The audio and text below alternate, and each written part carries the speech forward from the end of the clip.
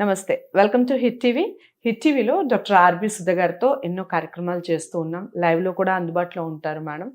Every Friday 3 గంటల నుంచి 4 గంటల మధ్యాహ్నం కాలంలో మీకు ఎలాంటి సందేహాలున్నా లైఫ్‌కి సంబంధించి చాలా రెమెడీస్ చెప్తూ ఉన్నారు రెగ్యులర్‌గా.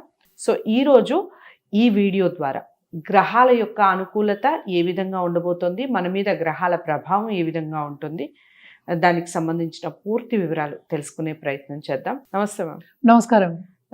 సో ఎలా ఉన్నారు మేడం? ఫైన్. మన వీడియోస్ చాలా బాగా పోతున్నాయి. సో చాలా మంచి కాల్స్ కూడా వస్తున్నాయి. బాగా కాల్స్ వస్తున్నాయి యాక్చువల్ గాను. సో ఈ గ్రహాల గురించి అసలు ఓవరాల్ గా చెప్పండి మేడం. అసలు గ్రహాల యొక్క అనుకూలత మన మీద ఏ విధంగా ఉంటుంది, వాటి ప్రభావం మన మీద శుభ ఫలితాలు ఉండాలంటే ఏమిటి, దానికి సంబంధించిన రెమెడీస్ చెప్పండి. ఎందుకంటే అందరికీ కావాల్సింది ఎప్పుడు బాగుంటే హ్యాపీగా బాగాలేదురా బాబు అంటూ ఉంటారు. అంటే శని గ్రహం, శని నన్ను చుట్టుకున్నాడు అంటూ ఉంటారు. బట్ ఏంటంటే ఎక్కడికి వెళ్తే అదే 360 degrees లోనే ఆ నవగ్రహాలు ఉండాలన్నమాట. మనం మాట్లాడుకున్నది కూడా మనం రెమెడియల్ మెషర్స్ చాలా మాట్లాడుకున్నాం. అంటే ఏంటంటే పరిహారాలు ఏం చేయాలి అనేది మాట్లాడుకున్నాం. కానీ ఏంటంటే రాశిపరంగా మాట్లాడాము. దాంట్లో ఏంటంటే రాహుకి కేతుకి ఏంటి ఆధిపత్యం లేదు. సో అందుకోసం స్పెషల్గా ఈ కార్యక్రమం చేద్దాము గ్రహాలకి అని. అలాగే ఏంటంటే అన్ని గ్రహాల అనుకూలత ఒకేసారి రావాలంటే కష్టం. ఇప్పుడు మనకి చుట్టుపక్కల ఉన్న వాళ్ళు అందరూ మనకి ఎస్ అంటారా? అందరు ఎస్ అన్న వాళ్ళు ఉంటే మనకి లైఫ్ ఎట్లా ఉంటుంది? ఛాలెంజ్ ఉంటుంది కదా. సో ఒక్కొక్కసారి ఏంటంటే గ్రహాలు ఛాలెంజింగ్గా ఉంటాయి. అంటే ఎలా ఉంటాయి పొజిషన్స్, అవి ఎక్కడ ఏ పొజిషన్లో ఉన్నాయి, ఆ 12 రాసుల్లోనే ఉండాలి కనుక పుట్టినప్పుడు ఎక్కడ ఉన్నాయి అని చూసుకుని దాన్ని బట్టి మన పరిహారం అనేది ఇవ్వడం జరుగుతుంది. అలాగే ఒక్కొక్క గ్రహానికి ఒక్కొక్క పరిహారం మనం చెప్పుకున్నాం అనమాట. నాట్ ఓన్లీ జాతి రత్నాలు పరిహారాలు చేయాలి. అలాగే ఏంటంటే లైఫ్ లాంగ్ చేసాము అంటే కొంచెం కొంచెం చిన్న చిన్న పూజలే మనం చేసుకోగలిగిందే చేసాము అంటే ఎప్పటికైనా మనకి శుభ ఫలితాలు దొరుకుతాయి. శుభ ఫలితాలు కావాలి, శుభ ఫలితాలు మన ఫ్యామిలీకి ఉండాలి, చుట్టుపక్కల వాళ్ళకి ఉండాలి, మనతో పాటు ఉన్న వాళ్ళకి ఉండాలి అన్న ఒక సదుద్దేశంతో మనమేమో రెమెడియల్ మెషర్స్ చెప్తున్నాం అనమాట. సో ఈ నవగ్రహాలు ఎక్కడ ఉంటాయి? అదే 360 degrees లో ఉండాలి, అదే జోడియాక్లో ఉండాలి, ఏదో ఒక రాశిలో ఉండాలి. పుట్టినప్పుడు ఇంకా తప్పదు. అలాగే కాకుండా మనకి ఏంటంటే ఇప్పుడు ప్రభావం ఇప్పుడు ఏం జరుగుతోంది అంటే ఏంటి, గోచారం పట్టి కూడా మనం చూసుకోవాలన్నమాట. గోచారం కూడా చాలా ఎఫెక్ట్ ఇస్తుంది. ఇంకోటి ఏంటంటే ఎప్పుడు నేను మాట్లాడేది మనకి దశా విశేషాలు. దశా విశేషాలు అంటే ఏంటి, మనకి పుట్టిన నక్షత్రంతో పాటు మనమేమో ఇచ్చేసుకుంటాం అనమాట.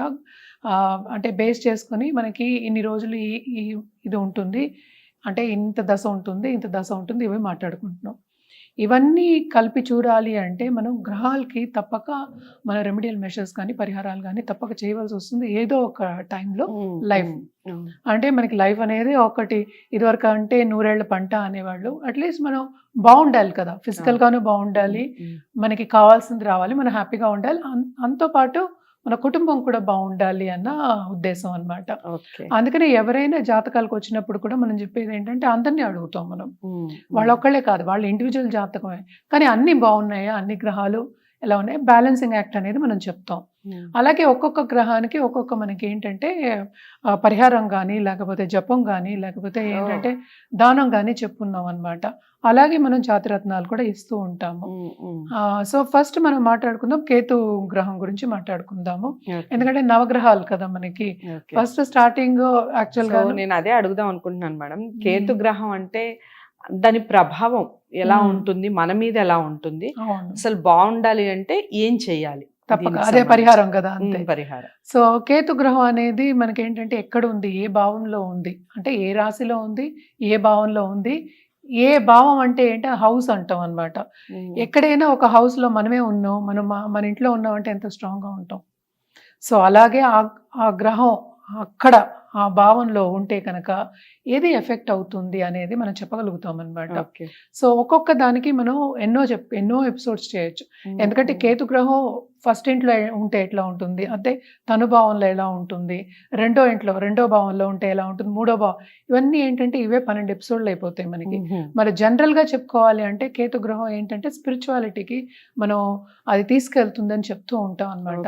అలాగే ఏంటంటే కొంచెం కష్టపడుతుంది. అందరికీ తెలిసిన విషయం ఏంటంటే రాహు కేతువులు యాక్చువల్ గాను తల తోక, రాహు ఏమో తల, తోకేమో అంటే ఏంటంటే విష్ణుమూర్తి మోహిని రూపంలో వచ్చి మనకి అమృతం తాగుతున్నప్పుడు కట్ చేశారు ఓకే. కిందకి వెళ్లకుండా అన్నట్టు. కానీ కొంచెం అమృతం తీసుకున్నారు కనుక వాళ్ళు గ్రహాలు అయ్యారు అని చెప్పుకుంటాం అనమాట. అది బ్యాక్గ్రౌండ్ మనకి. ఓకే. ఓకే. సో కేతు గ్రహం బేసిక్గా ఏంటంటే యూజువల్గా హెల్త్ ఇష్యూస్ అనేది ఎక్కువ ఇస్తుంది. అండ్ ఆల్సో మనకి ఇప్పుడు కుటుంబం ఉంది కదా, అంటే కలిసిమెలిసి ఉండాలి. నేను ఎప్పుడు చెప్తూ ఉంటా, వెల్త్ అనేది it is not only single, అంటే ఏంటంటే మనకి డబ్బు ఒకటే కాదు, రిలేషన్షిప్స్ కూడా ఒక వెల్త్, చాలా ఇంపార్టెంట్. ఆ హెల్త్ కూడా ఒక వెల్తే. మనకి హెల్త్ ఇస్ వెల్త్, దాని తర్వాత మిగతాది. అవును. ఎందుకంటే మనం డబ్బు సంపాదించాలా, మనకి హెల్త్ కావాలి. ఉమ్, ఉమ్. హెల్త్ లేకుండా మనం ఏం చేయలేం. అవును. సో దాన్ని బేసిక్గా మనం ఎక్కువ ప్రభావం ఏంటంటే హెల్త్ మీద, కుటుంబం మీద చెప్పుకుంటాం. అలాగే స్పిరిచువల్ ప్లానెట్ అంటాం అనమాట, స్పిరిచువాలిటీకి తీసుకెళ్తుంది ఓకే. అంటూ ఉంటాం. సో కానీ ఏంటంటే ఇక్కడ మనం ఏ భావంలో ఉంది, ఇందాక నేను చెప్పినట్టు ఆ ఇండికేషన్స్ అన్ని చూసుకున్న తర్వాత మనం ఒక మంచి రెమెడియల్ మెషర్స్ అనేది ఇవ్వడం జరుగుతుంది. ఉమ్, కానీ ఉమ్. జనరల్గా మనం చెప్పుకోవాలి అన్నప్పుడు కేతు గ్రహంకి మనం ఎప్పటికైనా వైడూర్యం చెప్తాం. వైడూర్యం అందరికీ తెలుసు, క్యాట్స్ ఐ అంటాం. ఓకే. వైట్ అండ్ బ్లాక్లో ఉంటుంది. అంటే ఉమ్, ఇట్స్ నాట్ ఈవెన్ వైట్, యాక్చువల్గా ప్యూర్ వైట్ ఉండదు. సో నల్లగా క్యాట్స్ ఐ ఎలా ఉంటుందో, అంటే పిల్లిది ఒక కళ్ళు ఎలా ఉంటాయో మధ్యలో బ్లాక్ ఉంటుంది కదా, అట్లానే ఉంటుంది అనమాట. అది చూడడానికి చాలా బాగుంటుంది. ఓకే. సో అది క్యాట్స్ ఐ అనేది ఇస్తాము. ఇంకోటి ఏంటంటే ఎప్పటికైనా కేతు గ్రహం మనకి పరిహారాలు చేయాలి అన్నా, కేతు గ్రహం మనకి బ్లెస్సింగ్స్ కావాలి అన్నా మనం ఎప్పుడు వినాయకుడిని కొలవమని చెప్తూ ఉంటాం అనమాట. ఉమ్, ఉమ్. వినాయకుడిని ఎందుకు కొలవాలంటే విఘ్నాలు రాకుండా ఉండాలి. చాలా మంది ఏంటంటే ఇబ్బందులు పడుతూ ఉంటారు. ఇప్పుడు సపోజ్ ప్రమోషన్ రావాలి అన్నా, ఉమ్, ఉమ్. లేకపోతే నేనేమో ఈ బిజినెస్ లో పైకి వద్దాం అనుకుంటున్నాను కానీ ఇంతవరకు ఆగిపోయాను. అవును. చాలా మంది మాట్లాడుతుంటారు. స్తంభించిపోయింది నాది అంటూ ఉంటాము. ఆల్ ఆఫ్ సడన్ గా ఫెయిల్యూర్స్ వస్తూ ఉంటాయి. అది ఎందుకు వస్తుంది అంటే వెనక్కి వెళ్ళడం, అంటే స్ట్రైట్ గా వెళ్తూ ఉంటాము, సడన్ గా అదేమో ఏంటో నిలిచిపోయి వెనక్కి వెళ్తున్నట్టు అనిపిస్తూ ఉంటుంది. సో అవన్నీ చూడాలి అంటే మొత్తం పరిశీలించాలనుకోండి జాతకం.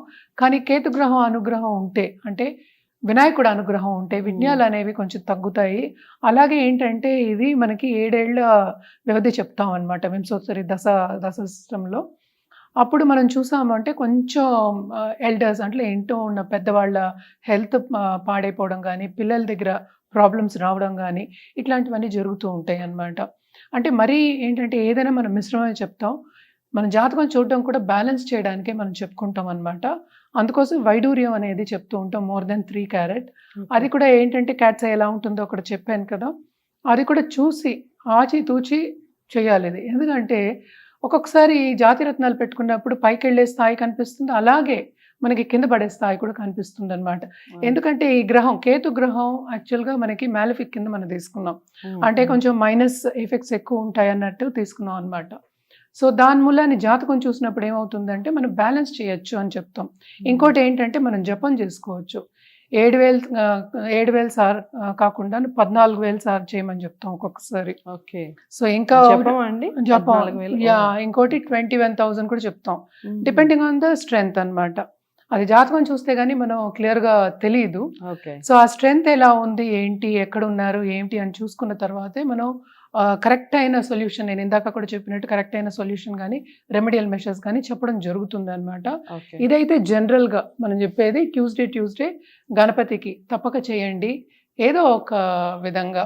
అంటే ఇంట్లో మనం గరిక పెట్టినా ఒక గడ్డి పెట్టినా చాలు, దేవుణ్ణి ఉద్దేశించి చేసేది ఏదైనా మంచిదే, అదే పాజిటివ్ దారికి తీసుకెళ్తుంది అని చెప్తాం.